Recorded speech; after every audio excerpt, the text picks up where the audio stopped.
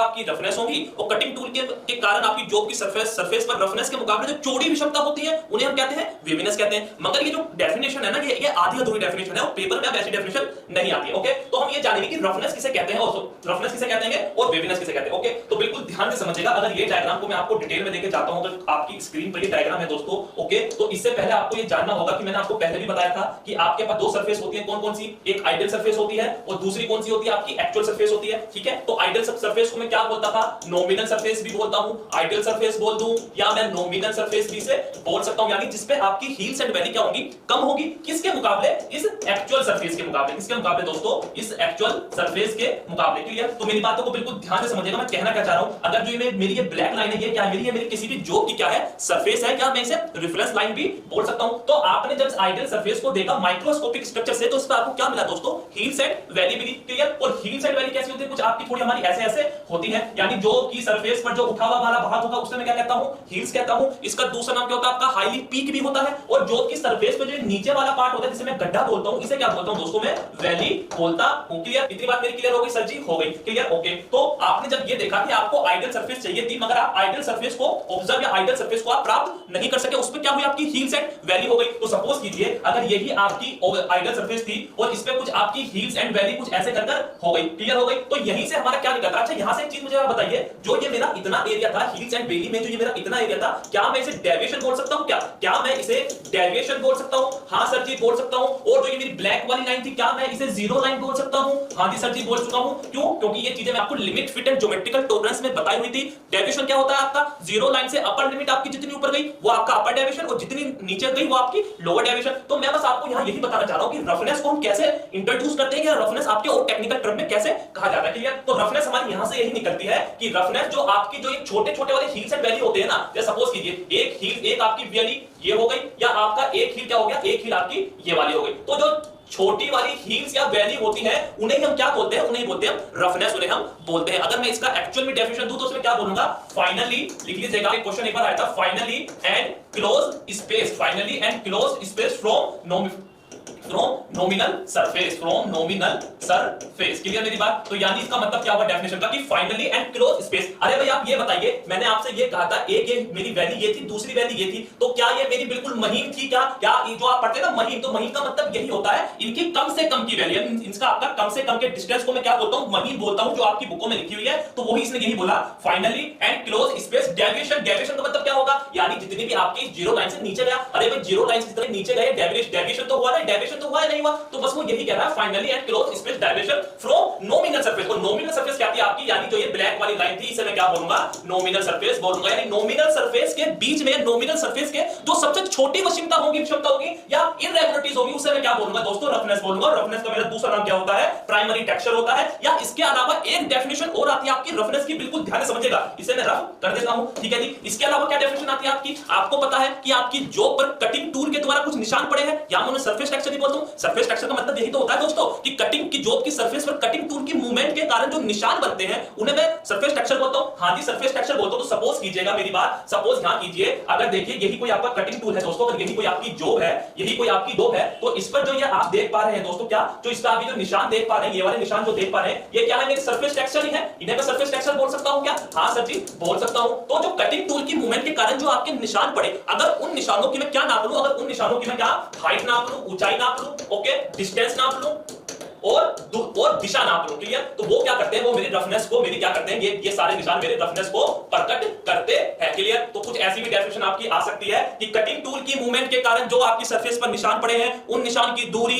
दिशा और डिस्टेंस को अगर मैं डिस्टेंस को ऑब्जर्व करता हूं तो वो सारे साइन मुझे किसको प्रकट करते हैं? रफनेस को प्रकट करते हैं। क्लियर हो गया ना मेरी बात? और इसी के व्यापार इसका तीसरा नाम भी क्या होता है? टूल फील्ड मार्क्स भी इसका तीसरा नाम होता है। क्लियर? ठीक है, सारी चीजें आपको समझ में आ जानी चाहिए। ठीक है, बढ़ते हैं अपने डायग्राम की तरफ कि हमारा डायग्राम क्या कहता है। तो यहां देखिएगा, बिल्कुल यहां देखिएगा दोस्तों, बिल्कुल हमारा डायग्राम हमारा क्या कहता है, क्योंकि पेपर में अब ये बिल्कुल नहीं आएगा कि कटिंग टूल के कारण महीन विषमता को हम क्या कहते हैं। ठीक है, तो ध्यान से सुनेगा मेरी बात, ध्यान से सुनेगा मेरी बात को। ये देखिए जो मैं आपको दिखा रहा हूं, ये क्या थी मेरी, ये कोई भी मेरी नॉमिनल सरफेस है, हाँ जी है नॉमिनल सरफेस कुछ ये होगी मेरी, ओके। ये क्या लिखा है, रफनेस और प्राइमरी टेक्सचर। तो आप देख पा रहे होंगे इसने कहां नापा है, ये मेरी ये वाली लाइन नापी है, ये वाली। अरे क्या ये मेरा क्लोज और क्लोजली और जो फाइनली जो आपका डेविएशन था, फाइनली स्पेस था, क्या इसने वही मेजर करा, क्या इसने वही मेजर करा, हाँ जी इसने वही मेजर करा, ठीक है। तो ये क्या होती है मेरी प्राइमरी टेक्सचर होता है, यानी कटिंग टूल के मूवमेंट के कारण जो आपकी छोटी विषमता बनी आपकी, उसे क्या बोलता हूं मैं, सरफेस सॉरी रफनेस बोलता हूं। अगर मैं इसको रफनेस को मेजर करूं, ठीक है, जो आपने देखा, अगर मैं जो ये वाली लाइन थी दोस्तों, ये वाली लाइन अगर थोड़ा सा जूम कर दूं तो ये कुछ ऐसी बनेगी,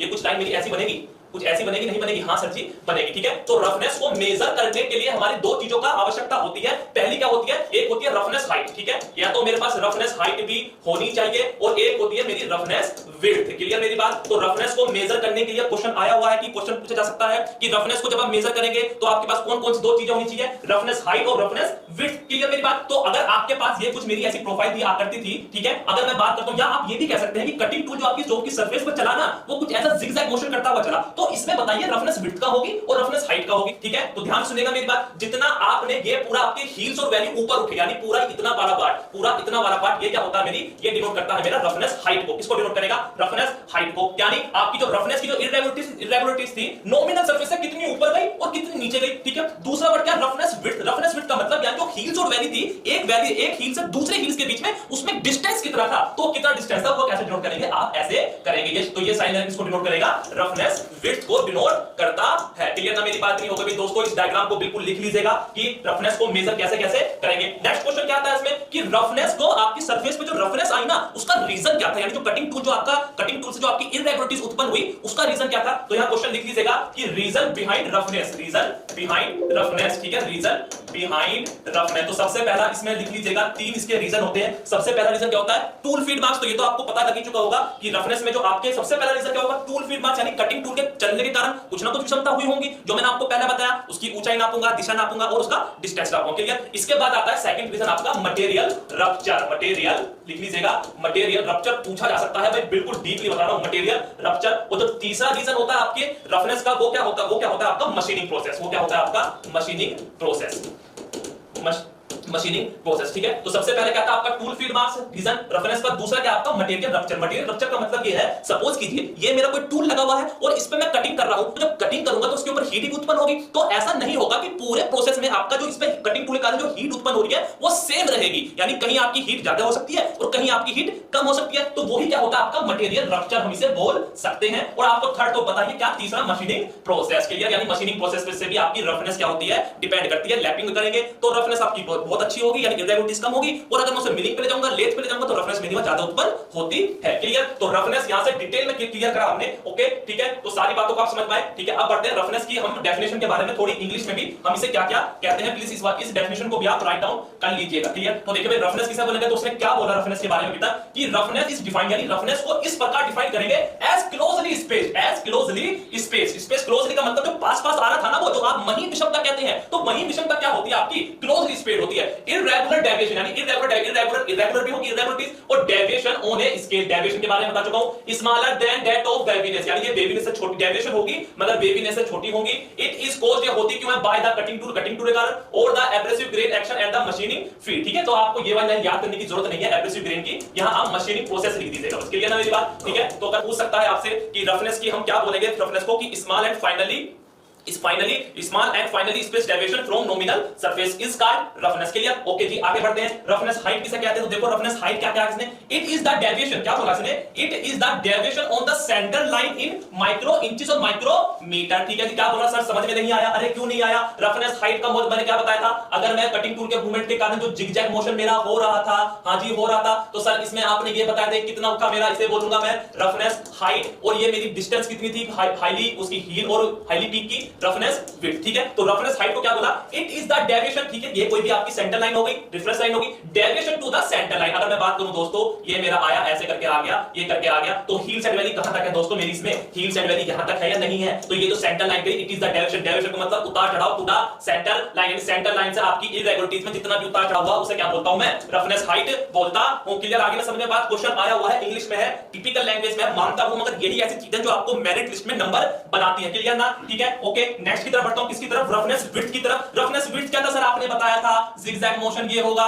जितनी आपकी ऊपर वाली सरफेस होगी, क्या हील्स जो होगी आपकी एक से दूसरे के बीच में कितनी है वो क्या होगी आपकी रफनेस विड्थ होगी। तो देखो क्या बोला सर, इट इज द क्या बोला भाई, it is the distance between successive roughness peak parallel. Clear मेरा। अब बोलेंगे सर ये पीक पैरेलल क्या है, अरे हील्स को आप हाईली पीक भी तो बोल सकते हैं, या तो मैं इसे हाई हील्स बोल दूं या हाईली पीक बोल दूं, मतलब तो एक ही है ना, तो वो यही तो बोल रहा है। इट इज द डिस्टेंस यानी दूरी है किसकी, बिटवीन सक्सेसिव रफनेस पीक, यानी बिटवीन सक्सेसिव रफनेस, सक्सेसिव का मतलब होता है एक के बाद एक, ठीक है। क्या होगा दोस्तों, एक के बाद एक, ठीक है मेरी बात। जैसे मैं आपको एक के बाद रफनेस सरफेस रफनेस की क्लासेस दे रहा हूं ना, वही मतलब होता है। अरे एक आपकी हील्स ये थी, दूसरी ये थी, तीसरी ये थी, चौथी ये थी, तो क्या बोला इसने, इट इज द डिस्टेंस यानी दूरी है किसकी, टू सक्सेसिव रफनेस की, यानी जो टू सक्सेसिव रफनेस की peak parallel to the nominal surface. और नॉमिनल सरफेस क्या होगी आपकी, वही रेफरेंस लाइन होती है जो कि मेजर किसमें होगी, इंचेस में होगी या मिलीमीटर में होगी, और रेफरेंस भी किसमें मेजर होगी, तो माइक्रो इंचेस में होगी, माइक्रोमीटर में होगी। क्लियर ना मेरी इतनी बात। तो आई थिंक यहां से ये रेफरेंस की डेफिनेशन समझ में आ गई आपको, मतलब क्या होता है डेफिनेशन का ये भी समझ में आ गया, ठीक है। अगर मैं बोलूं ये किसका एग्जांपल है, टूल फीड बात किसका एग्जांपल है, आपका रफनेस का एग्जांपल है। क्लियर ना मेरी बात सारी, ओके। अगर सारी बातें समझ में आ गई है रफनेस की, सारी बात अगर रफनेस की समझ में आ गई है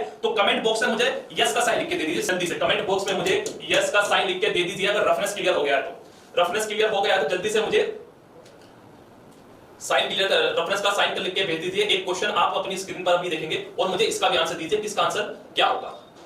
अधिक छोटी, ठीक है, एक क्वेश्चन आपकी स्क्रीन पर ये रहा, प्लीज इसका भी आंसर दीजिएगा।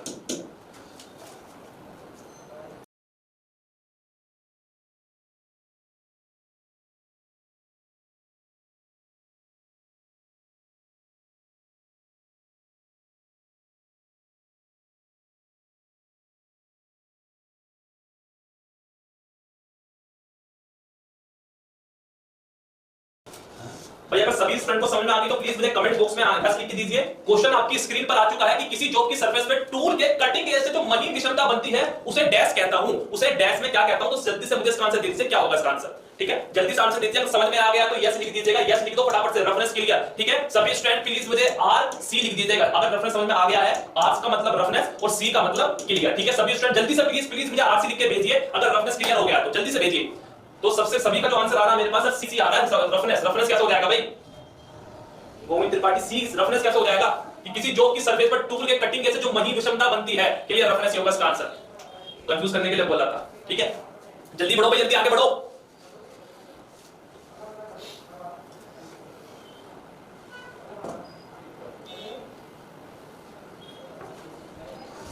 Sir yes sir yes sir yes, ठीक है, बिल्कुल सही, बिल्कुल ठीक। नेक्स्ट टॉपिक की तरफ बढ़ते हैं, क्या वेवीनेस, ठीक है। अपनी कॉपी पे लिख लीजिएगा, वीडियो बाद में आपको बाद में मिल जाएगी, वहां से सारी चीजों को स्क्रीनशॉट राइट डाउन कर लीजिएगा, ठीक है। नेक्स्ट इमेजेस की तरफ बढ़ता हूं, नेक्स्ट डेफिनेशन की तरफ बढ़ता हूं मैं, क्या वेवीनेस, ठीक है। वेवीनेस सबसे पहले सर वेवीनेस का क्या नाम होता है लिख लीजिएगा, इसे हम सेकेंडरी टेक्सचर भी बोलते हैं, क्लियर मेरी बात, सेकेंडरी टेक्सचर हम इसे बोलते हैं, क्लियर। सबसे नेक्स्ट क्वेश्चन कि मैंने बताया आपको नेक्स्ट टर्म क्या आपकी वेवीनेस, ठीक है। नेक्स्ट टर्म क्या आपकी, यस सर अभिषेक यादव, गोविंद त्रिपाठी, रामजनक राजा सरकार, अभिषेक यादव, बिल्कुल वेरी गुड, ठीक है। सेकेंडरी टर्म क्या आपकी वेवीनेस, ठीक है। वेवीनेस का दूसरा नाम क्या यहां लिखा हुआ है दोस्तों, सेकेंडरी टेक्सचर। नेक्स्ट क्वेश्चन कि इसका नाम वेवीनेस क्यों पड़ा, क्या रीजन हुआ मैं इसे वेवीनेस का नाम दे रहा हूं, ध्यान सुनेगा मेरी बात, बिल्कुल मेरी बात ध्यान सुनेगा। अगर मैं देखूं यहां भाई आपकी जो ये सरफेस जो आपकी प्रोफाइल बन रही थी, जो आपकी कटिंग टूल के कारण जो ये जिगजैग मोशन मेरा कुछ ऐसे बन रहा था क्या, हां सर जी बन रहा था। ये कैसा व्यू है आपका, ये आपका 3D व्यू है, ये कैसा व्यू है आपका दोस्तों, 3D व्यू है। तो क्या मैं यहां से एक आपका 2D व्यू बना दूं, हां जी आप सर जी 2D व्यू बना दो। ये आपकी जॉब की सरफेस थी, कटिंग टूल के कारण कुछ आपकी जॉब की जो जिगजैग मोशन था, कुछ टूल आपका ऐसे करता हुआ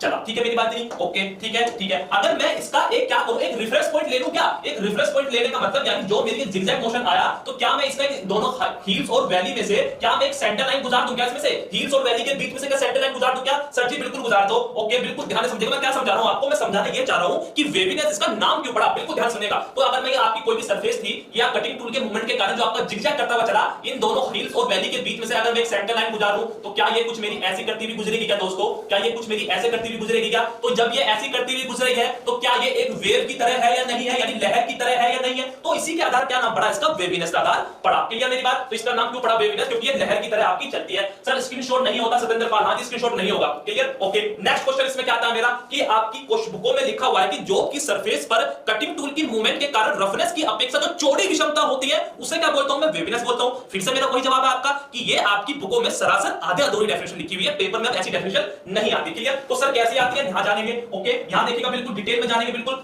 वेवीनेस मैंने आपको बता दिया। तो वेवीनेस में क्या होगा आपका, अगर आप यहां देख पा रहे हैं क्या लिखा है, वेवीनेस लिखा हुआ है। क्लियर? मैं आपको एक बात यहां बताना चाहता हूं कि रफनेस में जो आप हील्स एंड वैली ले रहे थे, ये कोई आपकी नॉमिनल सरफेस थी, ये क्या थी आपकी हील्स एंड वैली थी। ओके, तो जो आपने हील्स एंड वैली बिल्कुल क्लोज लिया, फाइनली स्पेस डेविएशन लिया था जिसे मैं महीन कह रहा था। मगर वेवीनेस में मैं हील्स और वैली को लूंगा, मगर कैसे लूंगा, पास पास नहीं लूंगा, थोड़ी सी मैं दूर लूंगा। क्लियर? तो मैं क्या बोल दूं यहां से कि वेवीनेस में मैं जो स्पेस लूंगा, कैसे लूंगा, बड़ा लूंगा। अरे जब स्पेस बड़ा लूंगा तो विषमता भी तो मेरी बड़ी होगी नहीं होगी। तो जो वो बोलते हैं ना चौड़ी विषमता, वो क्यों बोलते हैं? क्योंकि वेवीनेस में आपका जो हील्स एंड वैली का जो गैप लिया जाता है रफनेस के मुकाबले कैसे लिया जाता है, थोड़ा सा बड़ा लिया जाता है। क्लियर? अगर मैं बात करूं रफनेस में आपकी हील्स एंड वैली कितनी ली जाएगी, एक या दो ले सकते हैं, मगर वेवीनेस में दोस्तों आपकी जो हील्स एंड वैली ली जाएगी वो कौन सी कितनी ली जाएगी, पांचवी या छठी या सातवीं या आठवीं ली जा सकती है। सर जी कैसे? अगर मैं इसकी बात करूं, यही मेरी क्या हो गई, ये तो मेरा जो हुआ दोस्तों, ये क्या होता मेरा प्राइमरी टेक्सचर रफनेस। और वेवीनेस में क्या बोला मैंने कि उसमें आपने गैप डाल लिया, तो हील्स एंड वैली कौन सी ले ली आपने, बड़ी ले ली, यानी एक हील्स आपकी दूसरी ये हो गई और दूसरी हील्स आपकी ये वाली होगी। तो जो बोलते हैं ना बड़ी विषमता, चौड़ी विषमता, उसे क्यों बोलते हैं, उसे ऐसे ही बोलते हैं। क्लियर हो गई ना मेरी बात? ठीक है, तो यानी इसमें आपने डेविएशन तो लिया,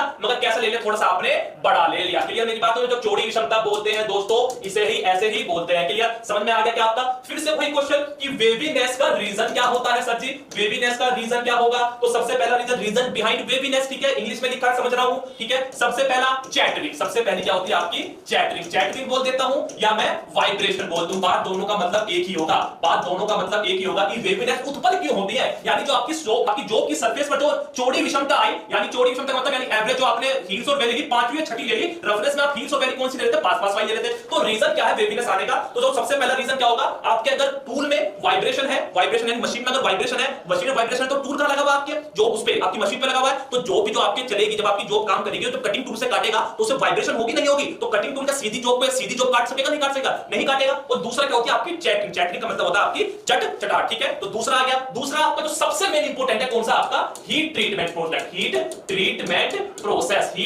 प्रोसेस, यानी अगर आपने किसी जॉब पर कोई भी हीट ट्रीटमेंट ऑपरेशन करा और वो गलत हो गया तो आपकी वेवीनेस क्या है दोस्तों, आपकी वेवीनेस आ सकती है। क्लियर होगी ना मेरी बात? ठीक है, तो इतना आपको समझ में आ जाना चाहिए, ठीक है। और दूसरा क्या होता है आपका वर्क और मशीन डिफ्लेक्शन। तीसरा आपका रीजन कौन सा, वर्क और machine deflection, work and machine deflection.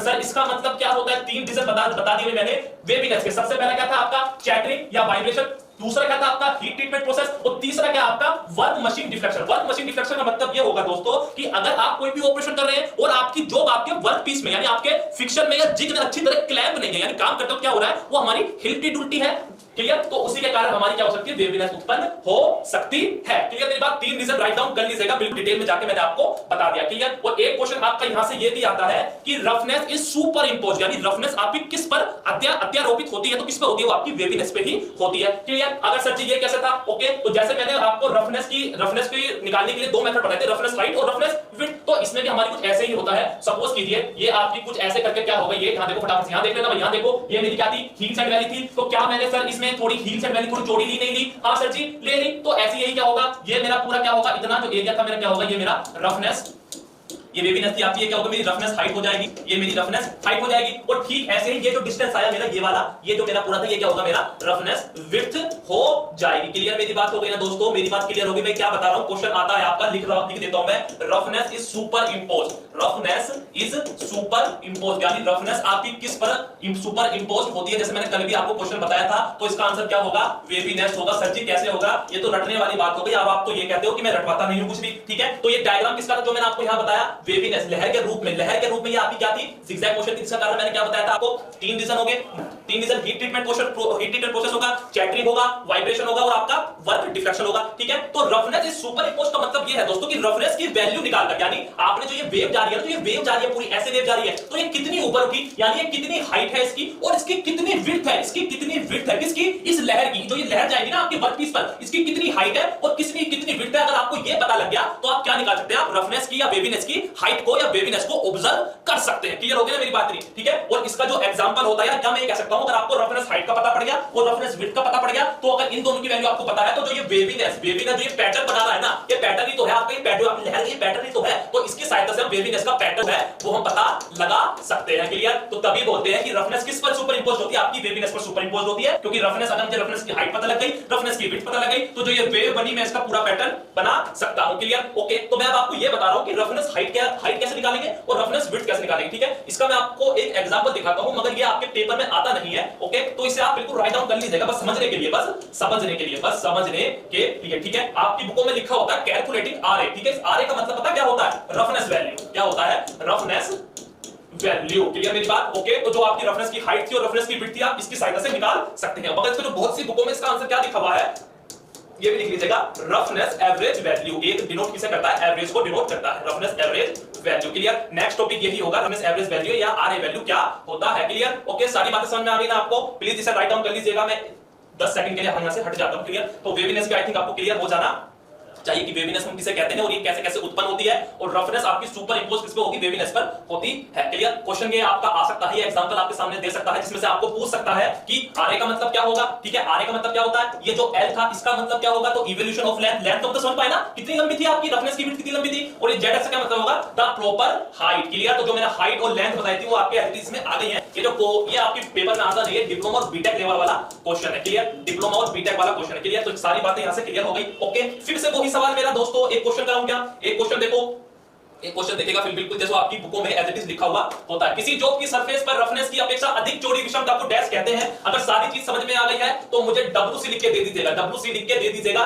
W का मतलब वेवीनेस, सी का मतलब क्लियर, यानी वेवीनेस आपको क्लियर हो गई है। किसी स्टूडेंट को अगर कोई भी क्वेश्चन है रफनेस सरफेस फिनिश के टर्म को लेकर तो वही पूछ लीजिए। 2 मिनट के मैं 2 मिनट का सेशन रखता हूं, मैं 2 मिनट का Q&A रखता हूं, Q&A रखता हूं, यानी क्वेश्चन एंड आंसर, आपके क्वेश्चन मेरे आंसर, और इसका आंसर मुझे दीजिएगा कि इसका आंसर क्या होगा।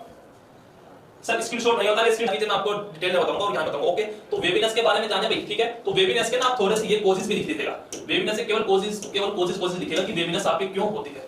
In terms of surface adjustment crest of the wave, waviness width, it is a recommendation for flat surface with the light waves on the surface of water. It is measured in terms of surface adjustment crest. ठीक है, ये कुछ नहीं है, आप केवल कोज लिख दीजिएगा। वेवीनेस के कोज किसे कहते हैं? क्वेश्चन पूछ सकता है। डिफ्लेक्शन ऑफ टूल, यानी टूल में आपके डिफ्लेक्शन का उतार चढ़ाव होता है। डाइस और द वर्क पीस, ठीक है। Force on temperature sufficient in force warping, uneven lubricant, जो टेंपरेचर का बात है वो हीट ट्रीटमेंट की बात है। वाइब्रेशन, एनी पीरियोडिक मशीन और thermal variation on the system during manufacturing operation. Clear? तो ये सारी चीजें राइट डाउन कर लीजिएगा। सचिन मेरे फैक्ट्री, ओके सर। साउंड, अरे साउंड की छोटा साउंड आता है, साउंड की मत छोड़, जो चीज समझने वाली हो तो समझते नहीं हो, साउंड के चक्कर में पड़ जाते हो। ओके, ठीक है। यहां देखो फटाफट से, अगर यही इमेज है आपकी बुकों में तो इसमें हमारी वेवीनेस का, सॉरी इसमें हमारी वेवीनेस कहां होगी? यहां देख पाए आप? यहां देख पाए? यहां देख पा रहे होंगे? यहां देखो फटाफट से, वेवीनेस कहां शो हो रही है? इसमें वेवीनेस हमारी यहां शो हो रही है। तो आपने देखा जो ये थी दोस्तों, ये मेरी क्या थी? हील्स एंड वैली थी। तो मैंने आपको कहते हैं ना चौड़ी विषमता, और मैंने आपको बताया था इसमें हील्स एंड वैली कौन सी लेंगे? 5 से छठी वाली लेंगे, ठीक है। अगर मैं आपको केवल जो ये हील्स एंड वैली है तो केवल ये वाली और इसके बगल वाली मापूंगा तो क्या होगा मेरी? ये होगी मेरी रफनेस तो शो करेगी। मगर मैंने क्या बताया था आपको कि आप हील्स एंड वैली लेंगे कौन सी? 5वीं या छठी। तो आप देख पा रहे होंगे ये जो मेरी हील्स एंड वैली थी, यहाँ एक ये वाली थी और दूसरी मेरी यहाँ ये वाली थी। तो ये क्या होगी? ये 5वीं या छठी मेरी क्या हो गई? हील्स एंड वैली हो गई, ठीक है। चौड़ी विषमता जो बोलते हैं आप, वो सिंपल लैंग्वेज उसका मतलब ये होता है। क्लियर? ठीक है, यहां से सारी बातें क्लियर हो गई।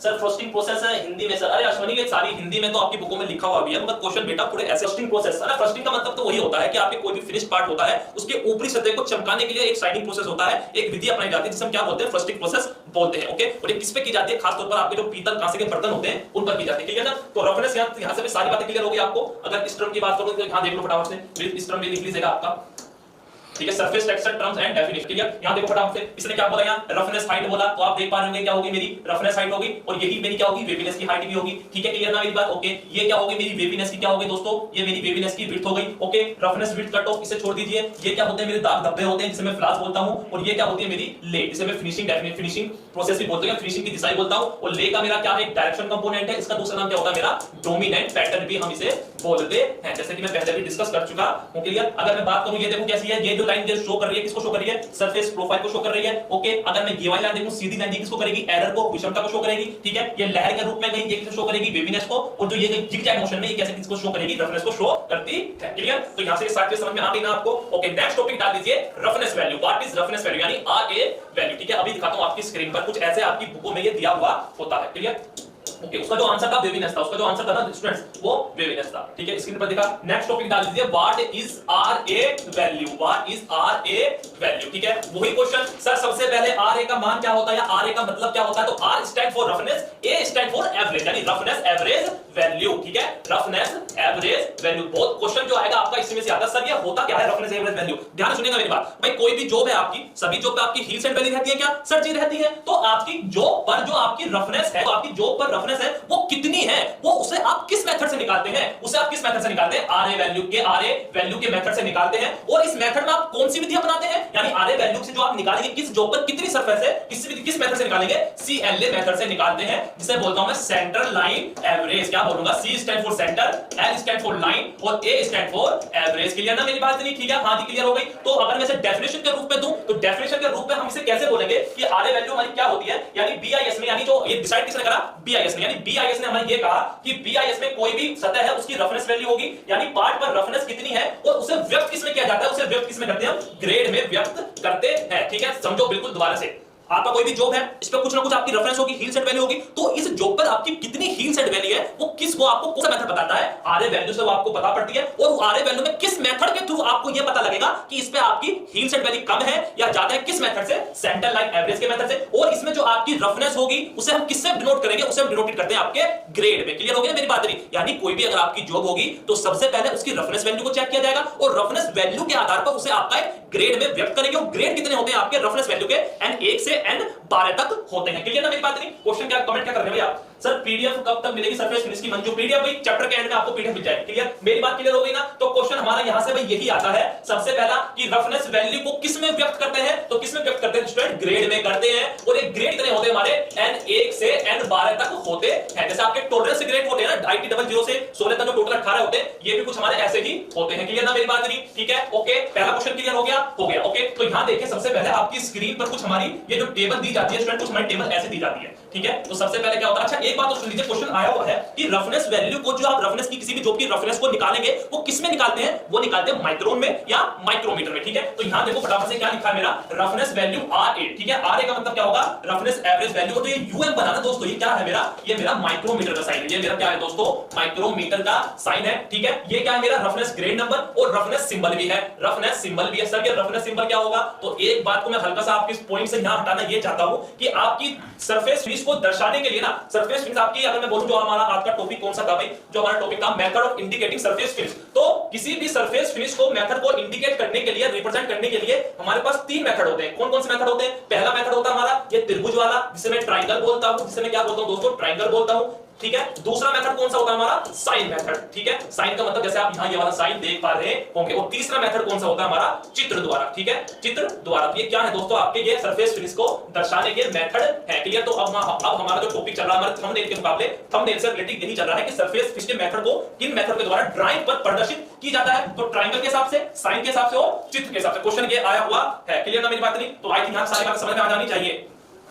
क्लियर, आगे बढ़ते हैं कि ठीक है, तो जो ये आपका क्वेश्चन आता है कि सरफेस रफनेस आपके किसमें मिलते हैं, ग्रेड में हम उन्हें व्यक्त करते हैं, जो कितने होते हैं, 1 से 12 होते हैं। क्लियर, तो ये क्या बताया मैंने आपको, रफनेस माइक्रोमीटर का मान, ये रफनेस ग्रेड का मान और रफनेस सिंबल। ठीक है, तो कितने होते हैं, 1 से 12 होते हैं। आप यहां देख पा रहे होंगे N1 लिखा हुआ है, ये 0.025 लिखा हुआ है, और ये कितने त्रिभुज है दोस्तों, 4 त्रिभुज है। ठीक है, तो ये जो त्रिभुज है, ये त्रिभुज आपको क्या प्रदर्शित करते हैं, तो ये रफनेस सिंबल बोला ना मैंने, इसका हिंदी में मतलब होता है प्रतीक चिन्ह। ठीक है, प्रतीक चिन्ह। ठीक है, तो अगर आपकी कोई भी आप वर्कर होता है, किसी भी जॉब को वो बनाता है, तो सबसे पहले उसके बाद ड्राइंग दी जाती है। तो ड्राइंग में आपके ये जो त्रिभुज होते हैं ना, जो आपकी जॉब बनाएंगे, त्रिभुज क्या होते हैं, प्रदर्शित होते हैं। तो ये जो त्रिभुज होते हैं, ये आपको क्या प्रदर्शित करते हैं, तो त्रिभुज हमारे ये प्रदर्शित करते हैं कि इस पे कि आपकी सरफेस जो है वो कितनी फिनिश है, या इन त्रिभुज को देखकर हम ये भी पता लगा सकते हैं कि इस पे कौन सा ऑपरेशन किया हुआ है। सारी बातों को ध्यान सुनेगा मेरी, क्या बोला मैंने कि ड्राइंग में आपके ये त्रिभुज क्या प्रदर्शित करते हैं कि आपका कौन सा ऑपरेशन है और आपकी जॉब जो है वो कितनी सरफेस फिनिश उसकी हाई है। क्लियर, ठीक है, तो अगर आप यहां देख पा रहे होंगे कि जो हमारा N1 होता है, N2 होता है, N3 होता है। ठीक है, एक बात और ध्यान कर लीजिएगा, जितने ज्यादा त्रिभुज होंगे सरफेस फिनिश आपकी उतनी ही क्या होगी, अच्छी होगी, हाई लेवल की होगी। ओके, और जितना आपका माइक्रोमीटर का कम मान होगा वो भी हाई को प्रदर्शित करेगा सॉरी, और ग्रेड नंबर जितना आपका कम होगा वो भी आपके हाई एक्यूरेसी को शो करता है। अगर मैं इस एक कॉलम की बात करता हूं, अगर आपके यहां से, ठीक है, तो N1, N2, N3 इसका माइक्रोमीटर में कितना मान होगा, 0.025 mm, 0.05 mm और 0.01 mm। क्लियर ना मेरी बात। और जो ये होती है हमारी जो चार ट्रायंगल मैंने अभी आपको बताया, इनके बारे में अभी मैं बताऊंगा। ओके, उसके बाद अगर ऊपर की तरफ बढ़ता हूं तो 0.24, 0.8, 1.6, 3.2, 6.3 ये किसमें आते हैं आपके, N4, 5, 6, 7, 8, 9 में आते हैं। 12.5, 25 किसमें आएंगे, N10, 11, 50, 12। क्लियर, तो ओके, अभी मैं किसकी बात कर रहा हूं, केवल इनकी बात कर रहा हूं। ठीक है, तो ध्यान से सुनिएगा मेरी बात बिल्कुल। अगर मैं इन दोनों की बात करूं, सिंबल को छोड़ देता हूं, ठीक है, याद करने की ट्रिक देख लो, बिल्कुल सिंपल है, बिल्कुल सिंपल, ठीक है। रफनेस ग्रेड कितने नंबर होते हैं आपके? 12 से 1 से लेकर 12 होते हैं, नहीं होते? हां सर जी 12 होते हैं, क्लियर। तो अगर मैं आपको दोस्तों ये बोलूं कि रफनेस ग्रेड मेरा 1 है, माइक्रोमीटर की, या जो उसकी माइक्रोमीटर की वैल्यू कितनी है? 0.025 है। हां जी है। तो बस आपको कुछ नहीं करना, गिनती तो आपको आती है 1 2 3 4 5 6। तो जितना ये पहले वाला था ना 0.025, बस आप इसे डबल कर दीजिए। 0.05 का डबल करो तो कितना होगा? 0.05 होगा। 0.05 का डबल करो तो कितना होगा? 1 होगा। 1 का डबल करो 0.1, 0.1 का डबल करो तो कितना होगा? 0.2 होगा। 0.2 का डबल करो तो कितना होगा? 0.4 होगा। और अगर 6 को जो छठा 0.4 को मैं डबल करता हूं तो कितना होगा? 0.8 होगा। क्लियर मेरी बात? तो बस आपको यहां ऐसे लिखना है कि एक की वैल्यू बस आपको याद करनी है 0.025, 0.025, और जितनी वैल्यू है बस आपको इसकी डबल करती चलिए जानी है। मगर जो ये N8 और N9 होगा, ये डबल नहीं होगा, ये बात आप ध्यान कर लीजिएगा, ये बात आप ध्यान कर लीजिएगा। यहां बस आपको ये छोटा सा इसमें ऑपरेशन याद करना है। क्लियर मेरी बात नहीं? तो रेफरेंस वैल्यू, ग्रेड नंबर आपको पता पड़ गए सर जी, पता पड़ गए। अब बात करते हैं सिंबल की, कि ये हमारे सिंबल क्या-क्या हमें शो करते हैं। क्लियर? ठीक है, ध्यान सुनिए मेरी बात। अगर आपकी ड्राइंग पर कुछ ऐसा सिंबल है लहर की तरह, ये लहर की तरह, तो उसका मतलब क्या होता है? ये जो सतह है आपकी कौन सी है? बिना मशीनिंग की हुई सतह है। यानी ये सतह कैसी है आपकी? बिल्कुल रफ है, बिना मशीनिंग की हुई सतह है, बिना मशीनिंग की हुई सतह है। क्लियर मेरी बात नहीं? ठीक है, ओके। अगर यहां मेरा एक ट्रायंगल आ गया तो उसका मतलब क्या है? यहां मेरी साधारण मशीनिंग की हुई सतह है, साधारण मशीनिंग की हुई सतह है। क्लियर? अगर दो त्रिभुज आ गया तो क्या है मेरा? यहां मेरी क्या हुई दोस्तों? ग्राइंडिंग की हुई सतह है। यानी दो त्रिभुज मेरा किसको शो करता है? ग्राइंडिंग की हुई सतह को, ग्राइंडिंग की हुई सतह को शो करता है। तीन त्रिभुज है तो क्या शो करता है मेरा? फाइन ग्राइंडिंग को शो करता है, फाइन ग्राइंडिंग को शो करता है, फाइन ग्राइंडिंग सतह को शो करता है। चार त्रिभुज मेरे क्या शो करते हैं? यानी यहां सतह मेरी किसकी शो होगी? आपकी लैपिंग और होनिंग या सुपर फिनिशिंग को ये क्या करेगा? मेरी शो करेगा। क्लियर मेरी बात? समझ में नहीं आएगा? यहां देखो फटाफट से, अगर मैं आपसे ये कहूं ड्राइंग को मुझे कोई भी ये ऑब्जेक्ट बनाना था सर जी, बनाना था, तो ऑपरेटर के पास, वर्कर के पास आपकी सबसे पहले एक ड्राइंग गई होगी किसी भी पेपर पर, और सपोज कीजिए पेपर पर ड्राइंग ऐसे दी हुई है और इस पे आपके क्या है? इस पे आपके चार त्रिभुज बने हुए हैं, चार त्रिभुज बने हुए हैं। तो इसका मतलब पता क्या? इसका मतलब पता क्या? यानी ये जो प्रोडक्ट है आपको इसकी एक्यूरेसी कैसी चाहिए? बिल्कुल हाई लेवल की चाहिए। तो जो वर्कर आपका चार त्रिभुज देखकर पता लग जाएगा कि इस पे आपका ऑपरेशन जो होगा वो हाई फिनिशिंग में होगा, यानी लैपिंग होगी, होनिंग होगी, यानी इसकी सरफेस फिनिश बिल्कुल हाई होगी। और अगर ऐसे कोई प्रोडक्ट आया उसकी जगह अगर आपको दो त्रिभुज दे दिया, ठीक है, तो इसका मतलब यानी भाई इसमें जो सतह होगी कौन सी होगी? इसकी ग्राइंडिंग सतह होगी, यानी इतनी सुपर फिनिशिंग सतह इसकी नहीं होगी। तो मैंने वही बताया आपको। तो मैंने आपको एक लाइन ये ऐड करी थी कि चार ट्रायंगल या जो त्रिभुज होते हैं किसको शो करते हैं? हमारा की जो हमारी कितनी है। ओके, तो भाई इसमें आपको कहते हैं लैपिंग होने को सुपर फिनिशिंग थी। तो अगर मैं इसके ऊपर वाले को जाता हूं, तीन त्रिभुज वाले को, तो कौन सी सतह सबसे ज्यादा शुद्ध होगी मेरी? चार ट्रायंगल वाली होगी या नहीं होगी? चार त्रिभुज वाली होगी या नहीं होगी? पहला पॉइंट क्लियर हो गया। दूसरा, चार त्रिभुज आपको किसको बताता है? यानी अगर ये प्रोडक्ट आपके मशीन के पास, मशीन काम करने के पास या ऑपरेटर के पास गया तो चार त्रिभुज देखकर समझ जाएगा कि इस पे कौन सा ऑपरेशन करना है। मेरा ऑपरेशन कोई सा भी करो मगर इसकी सुपर फिनिशिंग, इसकी सरफेस होनी चाहिए। क्लियर ना मेरी बात नहीं? तो ये टेबल आपको ये दर्शाती है। ओके, तो यहां मैंने आपको ये बता दिया कि सर माइक्रोमीटर का जो वैल्यू थी 0.025 से 50 तक थी। क्लियर? अगर वो आपकी इंचेस में वैल्यू पूछ रहा है। अच्छा, एक क्वेश्चन यहां ये भी आया था एक बार कि मिलिंग ऑपरेशन जब आप करते हैं, मिलिंग ऑपरेशन करते हैं तो आपको कौन सी सतह मिलती है? ठीक है, तो उसमें लिख लीजिएगा मिलिंग ऑपरेशन जब करेंगे, क्वेश्चन आता है कि जब आप मिलिंग ऑपरेशन करते हैं तो आपको कौन सी सतह मिलती है? तो लिख लीजिएगा N3 से N6 तक, N3 to N6 आपकी सतह मिलती है। यानी इस 3 से, कहां गया 3? N3 से N6 तक की सतह मिलती है जब आप रेफरेंस, जब आप मिलिंग ऑपरेशन करते हैं। क्लियर? तो मैं आपको माइक्रो इंचेस वाली दिखा देता हूं। यहां देखो फटाफट से, यहां देखो आपकी स्क्रीन पर कुछ दिख गया होगा, दिखा? ठीक है, तो ये जो था 0.025 और 50, ये तो किसमें था? हमारा माइक्रोमीटर में था। ठीक है, यहाँ क्या आपका माइक्रो इंचेस में भी दिया हुआ है, तो प्लीज आप इसे भी राइट डाउन कर लीजिएगा। 1 2 4 8, ठीक है, 16 32 63 125 250 500 1000 डबल ये, ठीक है, डबल, ठीक है, 4 का डबल 8 दूनी 16 16 दूनी 32 32 दूनी आप लगा लीजिएगा, 125 दूनी ये हो गया, 250 500 500 1000 2000। ठीक है, सिंपल है क्योंकि माइक्रो इंचेस में भी ये पूछ रहा है। Okay, clear? आगे बढ़ जाऊं क्या सर? इसमें आगे बढ़ जाओ। एक क्वेश्चन इसमें हमारा और आता है, यहां ये पूछ रहा है आपसे कि भाई यहां तो ये पूछ रहा है आपको माइक्रोमीटर में पूछ लिया, अगर वो पूछ रहा है माइक्रोन में कितनी होगी, अगर वो पूछ रहे हैं आपकी माइक्रोन में सिंबल आपको किसका शो करता है? ठीक है, तो अगर आपकी जॉब की ड्राइंग पर ये ऐसा वेव वाला अगर सिंबल है तो इसका मतलब जो उसकी जॉब की सरफेस फिनिश है वो किससे है? 80 माइक्रोन से भी अधिक है। ठीक है, लिख लो फटाफट, 80 माइक्रोन से अधिक है, 80 माइक्रोन से अधिक है। क्लियर? एक त्रिभुज किसको शो करता है आपकी माइक्रोन में? 40 से 80 माइक्रोन के बीच होगी इसकी सतह। ठीक है, दो त्रिभुज किसे करेगा? 16 से 40 तक के बीच में, 16 से 40 के बीच में। तीन त्रिभुज किसे करेगा? 16 तक करेगा, 16 तक करेगा। ठीक है, और चार त्रिभुज किसे करेगा? 16 से कम करेगा। ठीक है, 16 से कम माइक्रोन में करेगा, तो इन्हें भी आप राइट डाउन कर लीजिएगा। ठीक है, 80 से अधिक, 40 से 80, 16 से 40 माइक्रोन, 16 तक और 16 से ठीक है। एक क्वेश्चन इसमें एक बार ये भी आया था कि जैसे जैसे आपका ग्रेड नंबर बढ़ता जाएगा आपकी सरफेस फिनिशिंग जो है वो भी क्या होती जाएगी, मेरी रफ होती चली जाएगी। क्लियर मेरी बात इतनी? तो क्वेश्चन आ सकता है कि अगर आपका N1 है और N3 है तो इसमें जो आपकी सरफेस फिनिश जो सबसे अच्छी देगा कौन सा देगा भाई, वो आपका N1 देगा, ठीक है, और जो N3 के मुकाबले। क्लियर ना मेरी बात? तो यहां से इसके अलावा कोई क्वेश्चन आपका आता नहीं है। ओके, तो ये सारी चीजें आपको समझ में मैंने आज आपको यहां बता दी है। क्लियर? तो आर ए वैल्यू आप सभी को समझ में आ जाना चाहिए। ओके, ठीक है। अगर ये डायग्राम किसी को आप राइट डाउन कर लीजिएगा, आप राइट डाउन कर लीजिएगा। चलो मैं एक बार आपको दिखा देता हूं। यहां देखो फटाफट से, यहां देखो फटाफट से आप लिख लीजिएगा, अगर वहां आप समझ नहीं पाएंगे।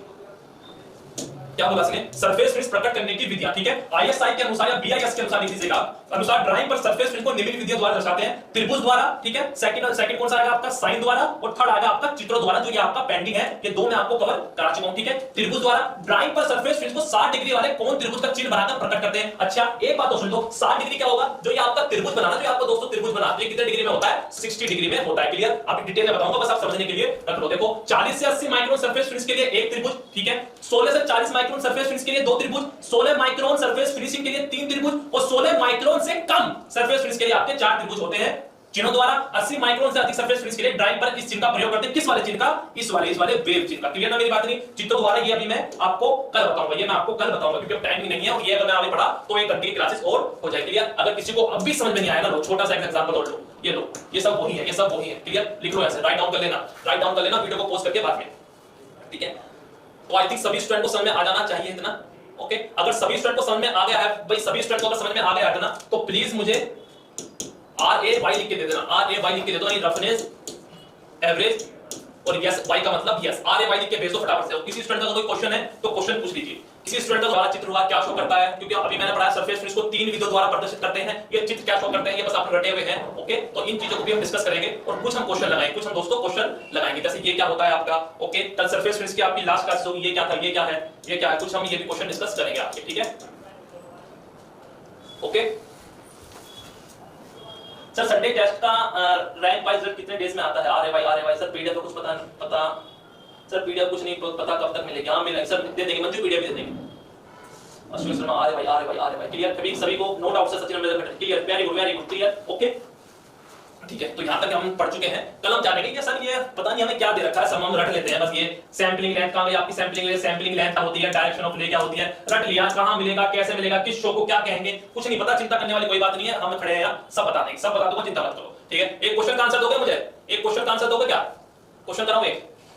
ये लो फटाफट से क्वेश्चन देखो, बिल्कुल ध्यान समझना, बिल्कुल ध्यान से समझना भाई, बिल्कुल ध्यान से समझना। प्राइमरी टेक्सचर, लो भाई फटाफट से पहला क्वेश्चन, द प्राइमरी टेक्सचर और रफनेस और माइक्रो एरर और सरफेस ड्यू टू, यानी प्राथमिक टेक्सचर या रुक्षता, रफनेस को हिंदी में रुक्षता कहते हैं, या सूक्ष्म त्रुटियां, सूक्ष्म त्रुटियां यानी आपकी कैसी छोटी छोटी विषमता को सतह होने का कारण क्या है, बता चुका हूं। Normal action of the tool in the production process, vibration and non uniformity of cutting process, flaws in metal, या dominant direction of tool mark, जिसे हम ले भी बोलते हैं। क्या होगा इसका आंसर?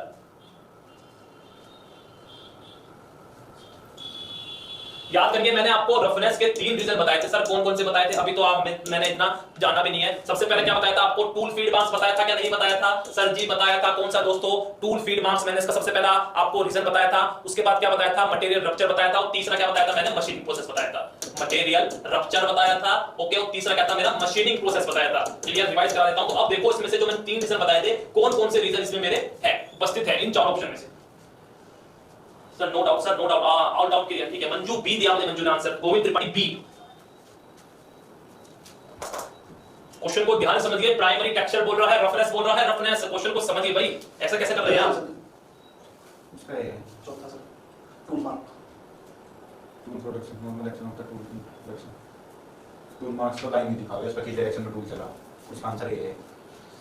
राकेश सिंह, केवल मेरे पास एक ही बच्चे का आंसर आया सही, राकेश सिंह का। Very good Rakesh, very good. तो इसका जो सही आंसर क्या होगा? वो ए होगा। सही आंसर क्या होगा? ए होगा। अरे क्या था मेरा? टूल फीड मार्क्स का क्या नहीं था? तो normal action of the tool in production process, यानी आपके प्रोडक्शन उत्पादन विधि में जो टूल के द्वारा जो एक्शन उत्पन्न होगा, अरे टूल एक्शन को टूल फीड मार्क्स भी तो बोलेंगे। क्वेश्चन क्या बुद्धि दिमाग कहां चली गई? क्वेश्चन डिस्कस कैसे कर रहे हो? क्वेश्चन को समझो ना। ओके, अरे यहां देखो, फ्लैश में कुछ नहीं होता, डोमिनेंट डायरेक्शन ऑफ ले तो फिनिशिंग की दिशा होती है, और वाइब्रेशन क्या था? वाइब्रेशन और चैटरिंग किसमें था मेरा? वो तो मेरा वेवीनेस में था ना, वो तो मेरा वेवीनेस में था। तो क्वेश्चन मेरा ऑप्शन इसमें से क्या बचा? ए बचा, नहीं बता। थोड़ा सा दिमाग भी लगा दो यार, थोड़ा सा दिमाग भी लगा, सब कर रहे हैं। सर इसमें सामान्य क्रिया लिख रहा थी बता रहा हूँ इसकी वजह से ये कुछ नहीं है। जब लिया आगे तो एक्शन हो गया, फिर आगे नॉर्मल एक्शन। रफनेस इज वेवनेस हो गई। क्लियर। सेकंड क्वेश्चन आपकी स्क्रीन पर क्या बोला इसने फटाफट यहाँ देखो। सेकंड क्वेश्चन क्या बोला, सेकंड क्वेश्चन का आंसर बोलो Rakesh Singh. A second question का answer roughness is referred as, roughness is referred as. Clear. क्या होगा